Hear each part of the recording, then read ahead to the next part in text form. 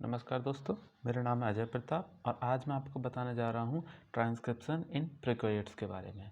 तो गाइस, होता क्या है कि प्रोकैरियोट्स में ट्रांसक्रिप्शन पढ़ने से पहले हमें कुछ टर्म्स हैं और कुछ रिक्वायरमेंट्स होती हैं जो हमें पता होनी चाहिए। तो गाइस, जो हमारी पहली वीडियो होगी उसमें हम उन टर्म्स के बारे में पढ़ेंगे जिससे कि हमारा प्रोकैरियोट्स में ट्रांसक्रिप्शन पढ़ना बहुत ज़्यादा आसान होने वाला है। ठीक है, तो जो कुछ टर्म्स हैं वो हम डिस्कस करने जा रहे हैं।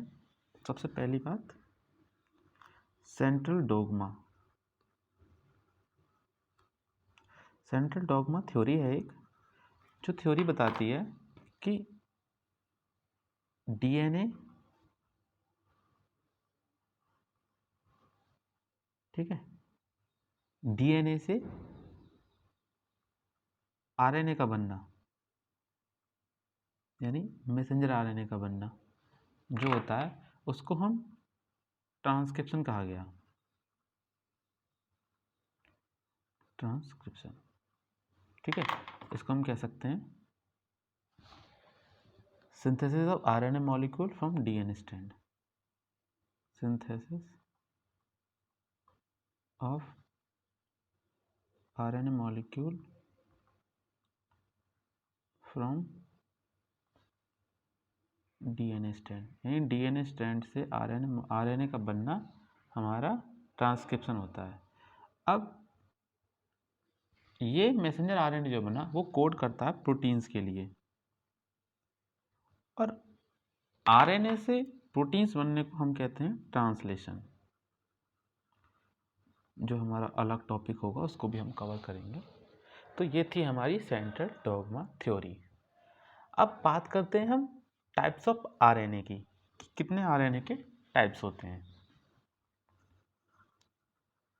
Types of RNA.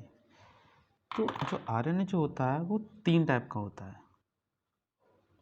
एक आपका मैसेंजर आरएनए, एक आपका टीआरएनए और एक आपका राइबोसोमल आरएनए। ठीक है, अब हम बात करेंगे कि जो आरएनए पॉलीमरेज होता है प्रोकैरियोट्स में, जिसके लिए ट्रांसक्रिप्शन की ज़रूरत होती है, उसका स्ट्रक्चर कैसा है और उसके क्या क्या फंक्शन होते हैं।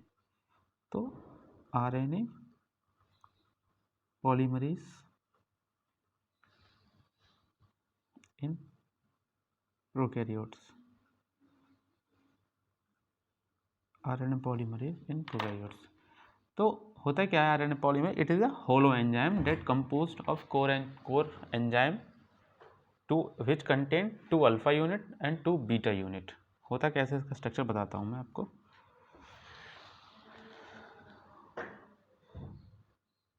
दो तो बीटा यूनिट होती हैं, दो ही, इनको मैं अलग कलर से बना देता हूँ, अल्फा यूनिट होती हैं।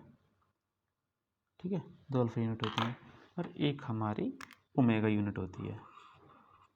ठीक है, तो एक होगी हमारी बीटा यूनिट, एक होती है हमारी बीटा डैश यूनिट, और एक तो होती है हमारी अल्फा यूनिट और एक होती है हमारी ओमेगा यूनिट। और इन सब का जो होता है इसको हम कहते हैं कोर एंजाइम। ठीक है, अब इस पे एक हमारा सिग्मा फैक्टर आके लग जाता है, सिग्मा फैक्टर। और जो सिग्मा फैक्टर होता है वो इससे आगे लगने के बाद दोनों को कंपोजिशन करके जो बनता है उसको हम कहते हैं होलो एंजाइम। तो ये था हमारा कोर एंजाइम,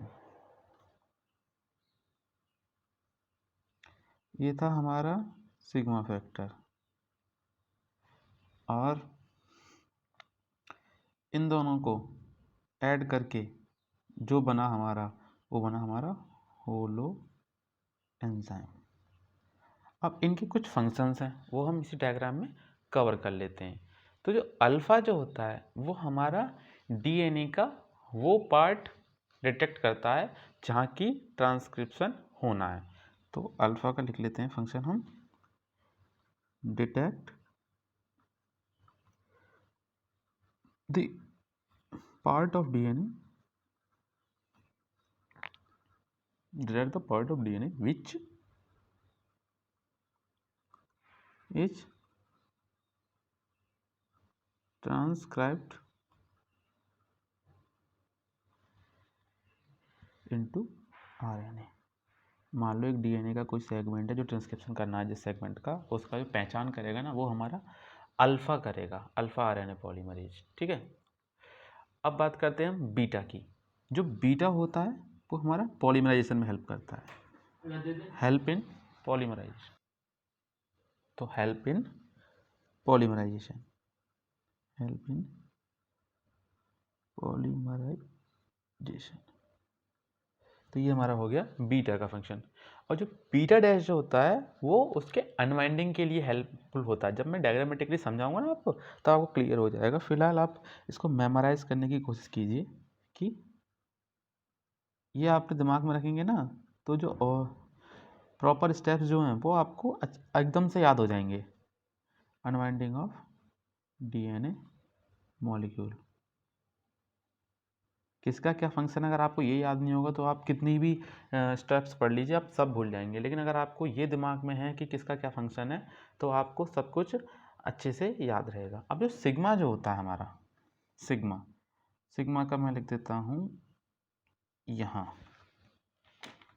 जो सिग्मा जो होता है वो क्या करता है, sigma factor, it recognise the promoter region. ये प्रमोटर रीजन वगैरह आपको सब समझा दूंगा मैं भी, प्रमोटर रीजन क्या होता है।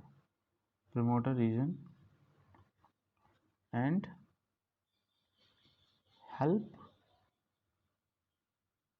RNA polymerase to sit on promoter region of DNA molecule। अभी करता क्या है कि जो हमारा प्रमोटर रीजन होता है डीएनए में उसको ये रिकॉग्नाइज करता है और रिकॉग्नाइज करने के बाद जो हमारा आरएनए पॉलीमरेज है उसको वहाँ पे बाइंड करने में हेल्प करता है। तो इसी के साथ हमारे ये सबके जो फंक्शंस हैं वो हमने पढ़ लिए।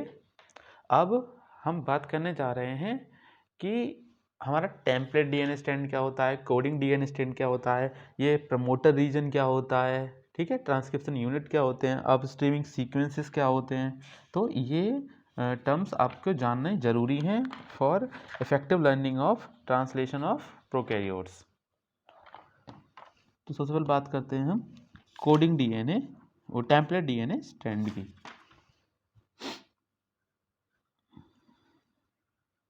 टेम्पलेट, ये सब मैं आपको इसलिए बता रहा हूँ क्योंकि ये सब पढ़ने के बाद ना आपको स्टेप्स याद करने में दिक्कत नहीं होगी। लेकिन अगर आपने यही नहीं पढ़ा है तो वहाँ फिर आपको रटना पड़ेगा, ये समझ में नहीं आएगा आपको क्या क्या हो रहा है। ठीक है, तो कुछ नहीं है, ये वही स्ट्रैंड है डीएनए का जो कि ट्रांसक्रिप्शन होना है जैसे स्ट्रैंड का। तो it is a strand of DNA which is that is transcript, जो कि ट्रांसक्रिप्ट किया जाता है, ट्रांसक्राइब्ड इनटू आरएनए। ठीक है, तो ये वही सेगमेंट है डीएनए का जो कि आरएनए में ट्रांसक्राइब किया गया है। अब बात आती है हमारी कोडिंग डीएनए स्ट्रैंड। ठीक है, तो जो कोडिंग स्टैंडर्ड डीएनए जो होता है वो क्या कहते हैं, इसका जो सीक्वेंस होता है वो जो न्यूली सिंथेसाइज्ड आरएनए होता है, हमारा ट्रांसक्रिप्ट होता है उसकी तरह होता है बिल्कुल। तो मैं आपको समझा दूंगा कैसे होता है। तो इसका इतना याद रखिए, sequence exactly similar to newly synthesised RNA. कैसे, जैसे कि आप देख लीजिए, जैसे कि मान लीजिए ये दो स्टैंड है, ठीक है, एक ये स्टैंड है हमारा, एक ये स्टैंड है। ठीक है, ये हमारा 5' to 3' है और ये हमारा 3-5' है। तो असल में जो हमारा 3-5' होता है वो हमारा होता है टेम्पलेट स्ट्रैंड। टेम्पलेट स्ट्रैंड ये होता है हमारा कोडिंग स्ट्रैंड। तो मान लीजिए ये दोनों आपस में एक दूसरे कॉम्प्लीमेंट्री तो होते ही हैं। अब मान लो यहाँ पे आके हमारा वो आरएनए पॉलीमरेज आके लगा और इतने पार्ट का उसने क्या किया, नया सेगमेंट बनाया, ये नया सेगमेंट बना दिया। ठीक है, अब ये जो नया सेगमेंट बना, आप देखिए जरा, वो इस सेगमेंट का कॉम्प्लीमेंट्री होगा, यानी इतने सेगमेंट का ये वाला सेगमेंट जो है हमारा वो कॉम्प्लीमेंट्री होगा। ठीक है, ये कॉम्प्लीमेंट्री होंगे दोनों, ये दोनों कॉम्प्लीमेंट्री होंगे।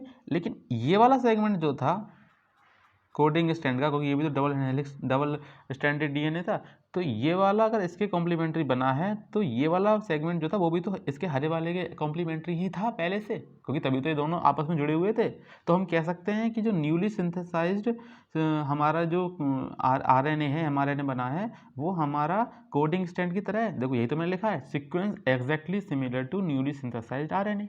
तो क्यों होता है सीक्वेंस बिल्कुल उसकी तरह, वो आपको समझ में आ गया होगा। तो मेरी जो एक एक लाइन है मैं उसको डायग्रामेटिकली और थ्योरेटिकली हर तरीके से समझा दूंगा।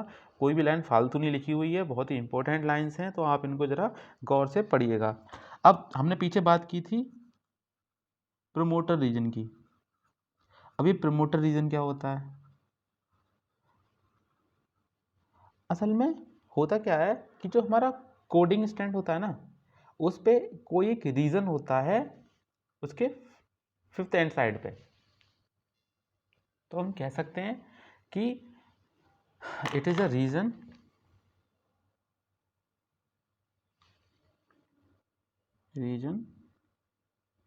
On 5th end of coding strand.